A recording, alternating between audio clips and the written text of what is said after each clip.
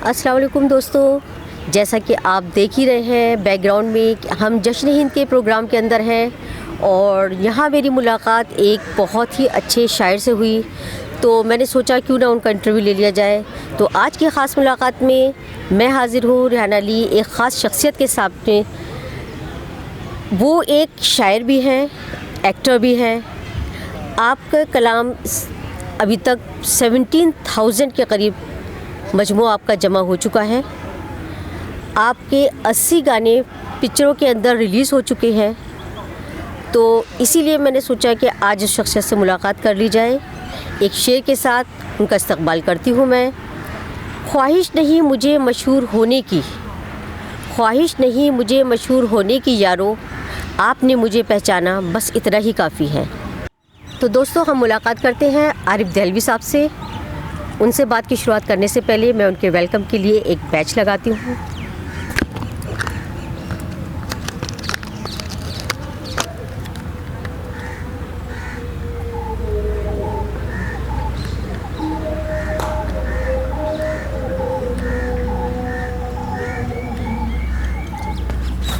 अस्सलाम वालेकुम आरिफ साहब। वालेकुम अस्सलाम रहमतुल्लाहि व बरकातहू। खैरियत से हैं आप? जी अल्हम्दुलिल्लाह, दुआ है। आप कैसी हैं? अल्हम्दुलिल्लाह। अरे भाई, अपने बारे में कुछ बताएं कि आप कहाँ से बिलोंग करते हैं, कुछ अपने ख़ानदान के बारे में। जी, मैं दिल्ली का सदर बाज़ार का रहने वाला हूँ। बस्ती हरफूल सिंह बोलते हैं उसे, नवाब रोड के पास गुरुद्वारे के अपोजिट में हमारा घर है। ददियाल है वो, हमारी 1947 के ज़माने की बिल्डिंग है, उसी में मैं रहता हूँ। और पैदा हुआ था मैं ननिहाल में, अपनी लाल कुएँ पे हमदर्द दवाखाने के पीछे गली रोदगरान इमली वाली मस्जिद, वहाँ पर मैं पैदा हुआ था फजर के टाइम 2 मई 1953। और माशाल्लाह 67 रनिंग मेरी एज है। अच्छा, माशाल्लाह जी। और फिर मैं फ़िल्म लाइन में स्ट्रगल करने चला गया था 26 साल की जवानी में, 78 में। तो अपने ख़ानदान के बारे में थोड़ा सा बताएं। अपने ख़ानदान में मेरे वालिद साहब ने उर्दू इंग्लिश फ़िलासफ़ी में MA किया था दिल्ली यूनिवर्सिटी से, दिल्ली कॉलेज से। मोहम्मद तकी नाम था उनका। और 1950 में समझिए उन्होंने अपने यूनिवर्सिटी में वो पढ़ते थे। 52 में मेरी माँ से उनकी शादी हुई, बिल्किस नाम था मेरी माँ का। और मैं 53 में 1 साल बाद में माशाल्लाह मेरी दुनिया में आ गया। आपने अरे भाई शायरी की शुरुआत कब की? मैंने शायरी की शुरुआत की तकरीबन 1984 में बॉम्बे में। मैं तो एक एक्टर बनने गया था, तो 25 फिल्मों में मैंने बड़े बड़े एक्टरों के साथ छोटे मोटे कैरेक्टर रोल किए। तो उसमें पैसे भी कम मिलते थे, चोट भी लग जाती थी। अब मुझे पता नहीं था कि मैं शायर भी बन जाऊंगा, क्योंकि मैं खुली किताब हूँ। मेरी तालीम ज़्यादा नहीं है, स्कूल में मैंने सिर्फ 4 क्लासें पाई हैं। लेकिन अल्हम्दुलिल्लाह दिल्ली का हूँ और मुस्लिम हूँ और टीचर का बेटा हूँ, तो ज़ुबान मेरी ऐसी साफ़ है कि मैं अल्लाह के करम से, आपकी दुआ से, मैं 3 घंटे में भी अभी कलाम हर मौजू पे लिख देता हूँ। 17,000 शेर नहीं, 17,000 कलाम मुख्तलिफ मौजू पे मैंने लिख दिए। और बस ये है अल्लाह की तरफ से दी हुई। अरे भाई, आप एक एक्टर भी हैं, एक शायर भी हैं, तो आपने कितनी पिक्चरों में एक्टिंग करी है? मैंने कोई 25 फिल्मों में काम किया, जिसमें आप कहें तो 2-4 नाम मुझे याद हैं। बताइए। जैसे 85 में एक फ़िल्म आई थी मिसाल, नसीरुद्दीन शाह के साथ मेरा एक कैरेक्टर था DYSP रहीम। शुरू में मैं उनका ऑफिसर होता हूँ, जिसको अनुपम खेर के गुंडे किडनैप करके टॉर्चर करते हैं, 2 महीने का भूखा प्यासा, फिर मुझे दौड़ा के गोली मारते हैं। तो मेरे मर्डर पे वो स्टोरी चली है। उसके अलावा काला धंधा गोरे लोग, सुनील दत्त संजय खान की, उसमें सुनील दत्त के सामने जेल में रिपोर्ट लिखवाने का सीन है मेरा, इम्पोर्टेंट सीन है। और उसके अलावा फिर एक क़यामत की रात पिक्चर में मैं शक्ति कपूर का एक सीन में फ्रेंड बना हूँ। हीरोइन को कुछ जा रहे हैं हम छेड़ने के लिए। और एक टीपू सुल्तान सीरियल संजय खान का, उसमें मैंने अच्छा कैरेक्टर किया था। टीपू सुल्तान की वालिदा जब उनको औलाद नहीं होती तो मज़ार पे दुआ मांगने आती हैं, तो बस वो मैं दुआ देता हूँ, साचल फ़कीर बने हुए। और ऐसे मैंने कई, गोविंदा मंदाकिनी की फिल्म आई थी नया खून, वो डॉक्टर है, मैं मरीज़ हूँ। और ऐसे एक देशवासी फिल्म मनोज कुमार की किसान हूँ मैं।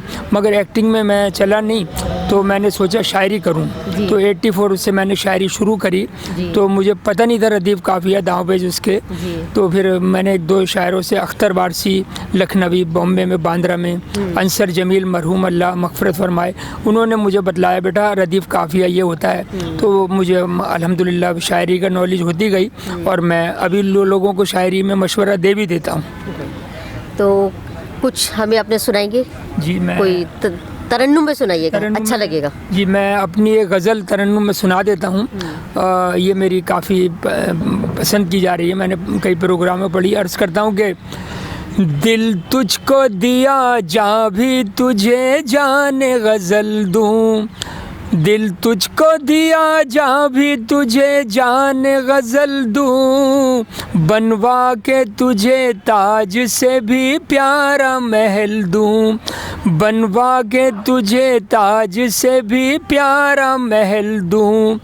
ऐ जाने वफ़ा इतना बता दे ज़रा मुझको, मैं जान तेरे इश्क में कब आज या कल दूँ। तू प्यार से चलने को जो एक बार कहे तो, मैं चांद के भी पार तेरे साथ में चल दूँ। तू प्यार की मैं मुझको निगाहों से पिलाए, मैं जामे मोहब्बत में तुझे इश्क का जल दूँ। और ये शेर जो अब मैं पेश कर रहा हूँ बड़ा रोमांटिक है, शुक्रिया।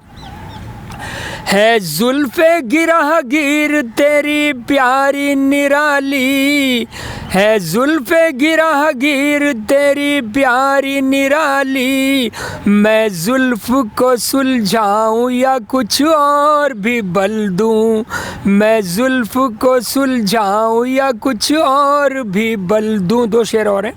है मेरी तमन्ना मैं गले तुझको लगा के, मस्ती से भरे वस्ल के रंगी हंसी पल दूं। और ये मख्ता है कि आरिफ है मेरा नाम, मैं शायर हूँ तेरा ही, तुझ पे लिखूं कलाम तुझे पहले पहल दूं, दिल तुझको दिया जहाँ भी तुझे जाने गज़ल दूं, बनवा के तुझे ताज से भी प्यारा महल दूं। बहुत खूब, बहुत खूब, बहुत उम्दा।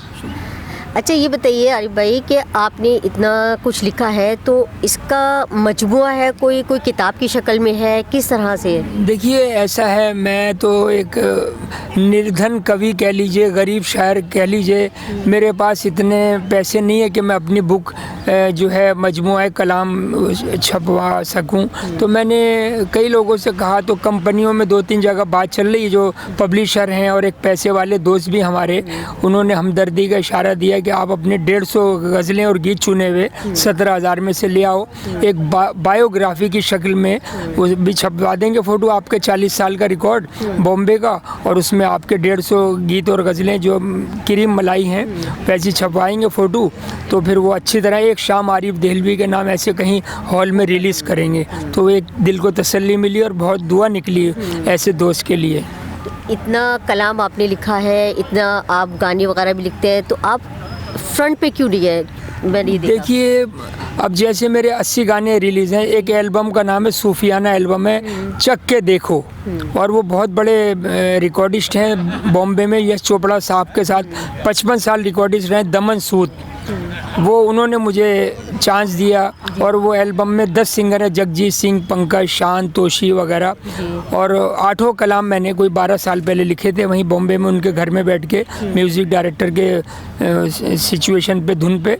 और वो मगर वहाँ पे फिल्मी दुनिया का उसूल है कि अगर आप बड़े शायर बन जाएं, तो एक जावेद अख्तर बन जाएं, जो गुलजार बन जाएं, तो 5 लाख रुपये गाने का हिसाब से भी सुनाए दे दिया जाता है। और उनकी शर्तें ये होती हैं कि 8 कलाम होंगे तो हमारे होंगे, क्योंकि एक कलाम भी किसी स्ट्रगलर ने, हम जैसे ने लिख दिया और वो इत्तिफाक से कलाम भारी पड़ गया उनके, तो वो सोचते हैं कि ईगो को ठेस पहुँचती है कि यार हम इतने महंगा लिखते हैं तो हम सस्ते में 3 घंटे में लिख देता है। तो इसलिए ये तो एक अल्लाह ताला का निज़ाम है कि पहाड़ों में, समंदर में कीड़े को भी खाने को दे देता है। आदमी का बस चले तो उंगली डाल के निवाला मुंह में से निकाले, तो कोई कोई दिल वाला ऐसा होता है कि वो काम आता है। जावेद अख्तर साहब की जब शादी शबाना से निकाह पढ़वाया जा रहा था, तो अन्नू कपूर जो कॉमेडियन है वो आए जामा मस्जिद बांद्रा के बाद रात को 11-12 बजे, और मुझसे कहा एक मौलवी साहब चाहिए जो किसी की शादी करवानी है। तो मैंने नींद में से उठाया था और मैंने उनको वो भेजा भी वहाँ पे। तो मैंने फिर जावेद अख्तर साहब को यहाँ पे बोला भी फंक्शन में पिछले दिल्ली में, भाई मैं वही आदमी हूँ, मुस्तैक हूँ, शरीफ हूँ, दुखी हूँ, सीनियर हूँ, एक दुआ ले लो मेरे को, एक थोड़ा पुश कर दो। बहुत दुआ कहने लगे भाई फ़ोटो खिंचवाओ और जाओ, बस मैं इससे ज़्यादा कुछ नहीं कर सकता, अपनी लड़ाई आप लड़ो। तो ये शेर किसी ने कहा है कि खुदा का शुक्र है सूफ़ी, खुदा के हाथ है रोज़ी, अगर ये हक़ भी इंसान को मिला होता तो क्या होता। और एक शायर कहता है कि कोई इंसान किसी इंसान को क्या देता है, आदमी सिर्फ बहाना है खुदा देता है। एक ये मेरा दिल है नाजुक, अल्लाह ने बनाया कि मैं किसी गरीब के बच्चे को या आदमी को देख लूँ तो 2 मिनट में रो पड़ता हूँ, तड़प जाता हूँ, कैसे मदद करूँ। अब मेरे को ना जुआ, ना शराब, ना सिगरेट, जर्दा, गुटखा, तंबाकू कोई शौक़ नहीं है। और मैं आमदनी मेरी इतनी थी नहीं, रिश्ते की कोशिश की तो कह दिया गया कि भाई आप भोले भाले हैं, नमाजी हैं, काबिल हैं, लेकिन कमाता रोज़ कितने हैं आप पैसे ये महीना। मैंने कहा जी मैं गरीब हूँ। तो कहने लगे भाई हम गरीब से शादी। तो मैंने नफ्स को घोट लिया और मैंने कहा अल्लाह ताला को कौन सी अदा पसंद आ जाए। सुना है पाक दामन मुत्तकी परहेजगार को हुरें मिलती हैं जन्नत में। तो मैं तो बस इस उम्मीद पे कोशिश कर रहा हूँ कि अगर अल्लाह को मंजूर है तो कोई ना कोई मेरा कदरदान मिलेगा मुझे पुश करके आगे लाने वाला। सही बात है जी। आप एक शायर भी हैं, एक एक्टर भी हैं, तो कैसे बैलेंस करते हैं? क्या अभी भी आप एक्टिंग करते हैं? देखिए एक्टिंग में मैंने काफ़ी कोशिश की, तो उसमें कभी 100 रुपये मिल गए, कभी 200 मिल गए। तो मैंने कहा भाई मुझे शक्ल देखने का शौक़ नहीं है। 40 साल पुराने मेरे जो बम्बे में दोस्त हैं 78 से, वो 5-5 हज़ार फिल्मों में काम करके भी वो वहीं के वहीं हैं बेचारे। अब हर कोई आदमी कामयाब नहीं हो जाता। नवाजुद्दीन सिद्दीकी स्ट्रगल करके आगे निकल गए, अल्लाह को मंजूर था। मगर वो इसलिए मैंने सोचा कि अब मैं जाता हूँ छोटे छोटे रोल के लिए, उसमें मुझे कुछ नहीं तरक्की मिली। तो मैंने सोचा अब शायरी का हुनर अल्लाह ने दे दिया, क्रिएटिव माइंड का काम है, गॉड। कभी कभी बड़े बड़े शायर भी जो हैं वो डबल MA भी नहीं बन पाते। अब अमिताभ बच्चन साहब हैं, बड़े आदमी हैं, उनसे कोई कहे कि ज़रा गाना सिचुएशन पे लिखिएगा तो शायद मेरा ख्याल नहीं लिख पाएँ। और मैं खुली किताब हूँ, मैं कैमरे के सामने लाखों करोड़ों में पहुँचेगा मेरा इंटरव्यू।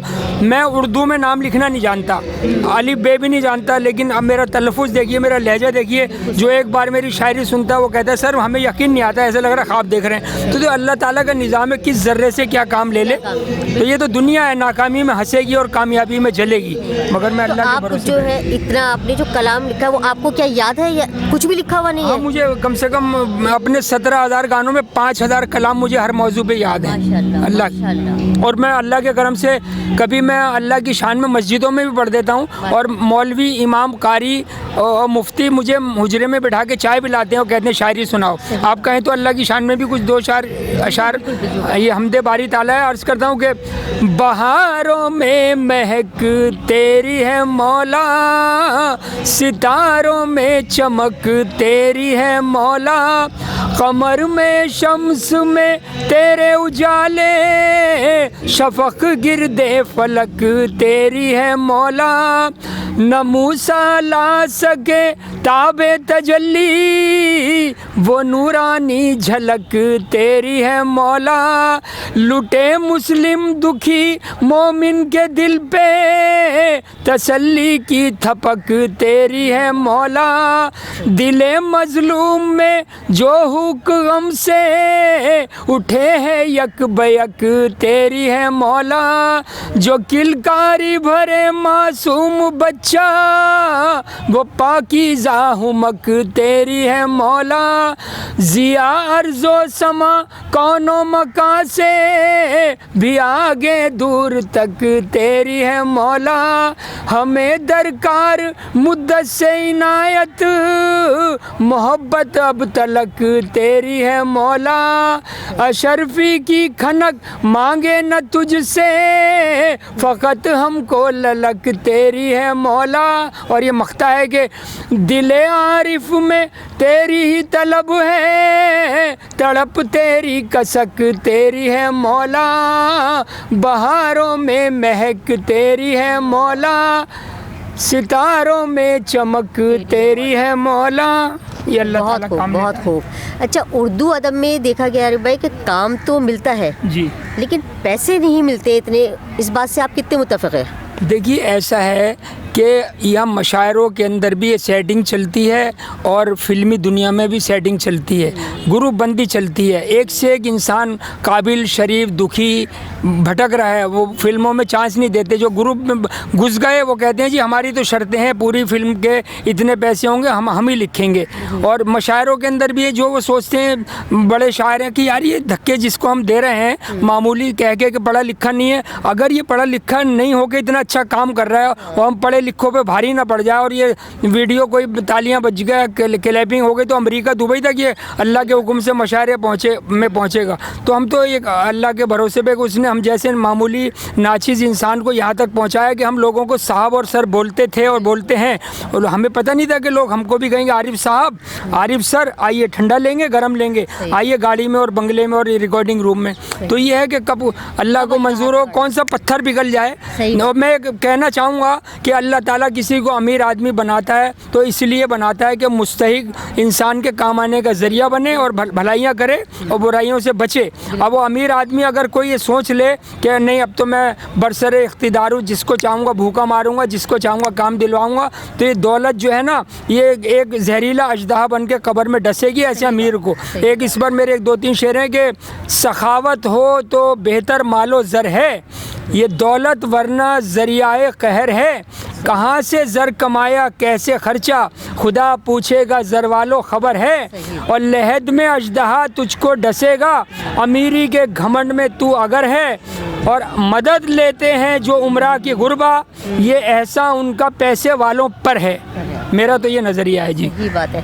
नहीं, आप इतने तजर्बेकार हैं तो क्या लोग आपसे इस्लाह कराने के लिए अपनी गज़लें, अपनी नज़्म भेजते हैं क्या? जी देखिए, अगर मैं किसी को लोग भेजें या न भेजें, अगर मैं किसी को मंच पे कोई गलती करते हुए शेर में पढ़ लेता हूँ, कविता सुनता हूँ किसी लड़की से या लड़के से या शायरी, तो मैं कहता हूँ भाग के उसको पता भी नहीं कि हमको कुछ समझाने आ रहा, तो मैं उठ के जाता हूँ और कहता हूँ भाई 50 साल गुजर जाएंगे, तुम्हें ऐसी वाह थोड़ी देर की तालियां बजेंगी, चांस मिलना और तालियां बजवाना थोड़ी देर के लिए वो अक्लमंदी नहीं है। फर्स्ट इम्प्रेशन, लास्ट इम्प्रेशन, इम्तिहान में अगर कॉलेज के या स्कूल के कोई बिना तैयारी के बैठेगा तो फेल भी हो सकता है।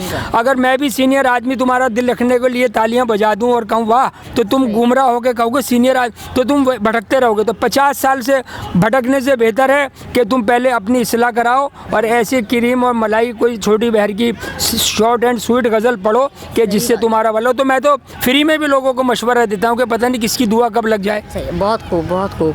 अरे भाई, कोई अपनी ज़िंदगी का कोई ऐसा तजर्बा, कोई ऐसा वाक़या हमें बताए जो आपको हमेशा पिंच करता रहता हो या हमेशा खुशी देता हो। बस इसके बारे में मैं पूरी किताब दिल पे लिखी हुई है। बम्बई के अंदर मैंने 40 साल गुजारे हैं, बहुत मैंने दौर देखा है। जब मैं 78 में गया तो वहाँ पर मैंने फुटपाथ पे सोया, होटल के अंदर मैं वेटर बना, सुबह 8 बजे से लेकर रात के 8 बजे तक, 185 रुपये महीना तनख्वाह, 1978 की बात है, और वेटर का काम करता था। फिर मैं फुटपाथ पे मैंने चर्च गेट के लेदर की बेल्टें बेची, गेट ऑफ इंडिया पे बॉम्बे के नाइलॉन की जर्सियाँ बेची, और फिर इस तरह धक्के खा के आज भी मैं मतलब 67 की एज में भी अल्लाह हिम्मत दिए, वो हिम्मत है मर्दा मदद खुदा। मैं हिम्मत नहीं आ रहा क्योंकि मायूसी कुफ्र है, और आदमी दिल पे सदमा ले जाए कि अरे यार शाहरुख खान तो दिल्ली का गया हुआ था, वहाँ से वहाँ पहुँच गया, करोड़ों में खेल रहा, मैं वहीं 40 साल से के बाद भी जहाँ से चला था झोपड़ी भी अपनी नहीं है बम्बई की। तो मैं वो शाहरुख खान का नसीब अपनी जगह, और हमारे हाँ अल्लाह ताला ने हमको जो दिया हम शुक्र अदा करते हैं। और हमारा एक उसूल है कि अगर हम गरीबी में दम तोड़ना मंजूर है, लेकिन गुस्ताखी की शायरी, शिरकिया या ऐसी कोई गुस्ताखी जिसमें पकड़ के चांस हो महबूब को या महबूबा को खुदा से बढ़ के दर्जा दे दिया जाए, लोग अमीर हो के शायर लिख जाते हैं और हम गरीबी में मर जाएंगे, लेकिन हमें वो ऐसी शायरी करना मंजूर नहीं है। हम तो कहते हैं अल्लाह ने अगर दिमाग दिया है तो तुमने अगर उसको ऐसा उसकी नाराज़गी पर खर्च कर दिया तो तुम्हें लकवा, फालिस और हैंडीकैप भी कर सकता है आपको। तो डरते डरते आप लिखो और खुदा से डरते रहो। बस कोशिश करनी चाहिए कि सबकी दुआएं हम लेते रहें, दुआएं लेते रहें और अल्लाह का खौफ दिल में लेके। तो पूछते हैं आज कि आज की जनरेशन के लिए क्या मैसेज देना चाहेंगे आरिफ भाई? आरिफ भाई आप बताएं, कुछ आज की जनरेशन के लिए कोई मैसेज है आपका, कुछ ऐसा कहना चाहते हैं? मैं यही कहना चाहता हूँ कि आप अगर किसी मंच पे पढ़ना चाहते हैं शायरी, तो पहले तो किसी उस्ताद से इस्लाह कराएं अपनी शायरी की, तो और उसके बाद कोई कहीं पे जाके भले ही 2-4 कलाम ऐसे पढ़ें, तरन्नुम से पढ़ें या तहत में पढ़ें, लेकिन इस्लाह करने के बाद ही किसी को उस्ताद बना के शायरी करें, ताकि आपको जो है आगे काम मिलना जो है वो सिफारिश करने वाले का भी नाम रोशन हो। नहीं तो सिफारिश वाला अगर अनाड़ी को खड़ा कर देगा तो उसका भी नाम पे धब्बा लगेगा और आपको काम मिलना बंद हो जाएगा। बड़ी बड़ी लोग शायरी की किताबें छपवा के गिफ्ट में देते हैं, अपना पैसा लगाते हैं, लेकिन माफ़ी चाहता हूँ वो किताब गिफ्ट में मैं दिल रखने के लिए ले तो लेता हूँ, लेकिन मेरे पास वो पढ़ने की भी वो दिल नहीं चाहता कि भाई ऐसी किताब पढ़ के तो मेरा ही उल्टा दिमाग उलझ जाएगा। तो शायरी हो तो ऐसी हो कि जो दिल को, हाँ, दिल को छू जाए। भाई मेरा तो ये कहना, और हिम्मत कभी नहीं हारे, हिम्मत मर्दा मदद खुदा मेरा ये कॉन्फिडेंस बढ़ाने पे गीत है। मजरू सुल्तानपुरी मरहूम कह चुके हैं कि रुक जाना नहीं तू कहीं हार के, कांटों पे चल के मिलेंगे साए बहार के और राही। और फिर वो लता मंगेशकर ने उनका गाना आरती में गाया था, कभी तो मिलेगी कहीं तो मिलेगी बहारों की मंजिल आई। मैं आरिफ देहलवी हूँ, मेरा एक गीत सुन लीजिए आखिर में कि मंजिल पे पहुँचता है वो इंसान हमेशा, मुश्किल को समझता है जो आसान हमेशा। और इसके 3 बंद हैं कि मजबूत इरादे लिए चलता है जो राही, कमज़ोर है उसके लिए राहों की तान हमेशा, मुश्किल को समझता है जो आसान हमेशा। लहरों की तरह जोश में रहता है जिसका दिल, मिलता है उसी माझी को उम्मीद का साहिल, हिम्मत से उसकी डरता है तूफ़ान हमेशा, मुश्किल को समझता है जो आसान हमेशा। और आखिरी बंद है कि रखता है बड़ा हौसला जो अपने जिगर में, छोटा है ज़माने का भी गम उसकी नज़र में, निर्धन से वही बनता है धनवान हमेशा, मुश्किल को समझता है जो आसान हमेशा, मंजिल पे पहुंचता है वो इंसान हमेशा। जो मेरे कदरदान हैं वो कहते हैं आरिफ साहब आपके कपड़े अगर मामूली हैं या डिग्री नहीं है या तालीम कम है या राइटिंग कमज़ोर है, कोई बात नहीं, आप में मेहनत है, शराफत है और अल्लाह ताला ने आपसे 17,000 कलाम लिखवा दिए, ये उसकी बड़ी मेहरबानी है। और जो मेरे कदरदान नहीं है वो कहते हैं कि भाई 40 साल से स्ट्रगल कर रहा है, अमीर तो बना नहीं, फिर भी सपने देख रहा है। तो दुनिया है, नाकामी में हंसेगी, कामयाबी में जलेगी। सही बात है, ये दुनिया है, यहाँ पर हर तरह के लोग मिलते हैं, कोई अच्छा कहता है कोई बुरा। इसीलिए मैंने कहा कि जिसकी जितनी हैसियत थी उसने उतना ही पहचाना हमें, तो अल्लाह का शुक्र बस ये है। हमें आपसे बात करके बहुत अच्छा लगा, बहुत अच्छा लगा, और इंशाल्लाह फिर मुलाकात होगी। हमारी दुआएं आपके साथ हैं। एक छोटा सा गिफ्ट हमारे मिल्लत टाइम्स की तरफ से आपके लिए।